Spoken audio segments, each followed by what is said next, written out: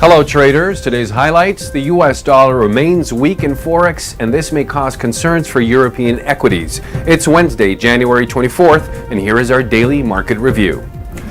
President Trump is scheduled to leave for the Davos World Economic Forum in Switzerland today, and investors are anticipating his participation.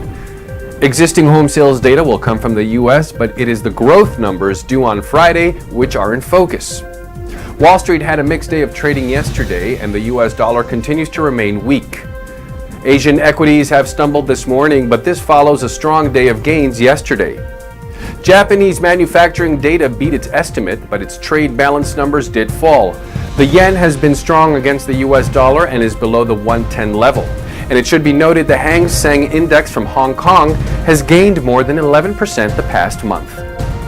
European equities will prove interesting today. The climb in values for the euro and pound have achieved against the U.S. dollar makes buying equities a more expensive endeavor for investors in Europe.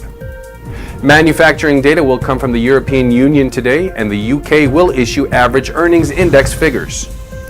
Commodities continue to produce demand across the board. Gold and crude oil have put in their solid gains, and their trends look strong. Gold is above $1,340 US an ounce, while crude oil is above $64.50 a barrel. And speculators appear to be gaining buying courage.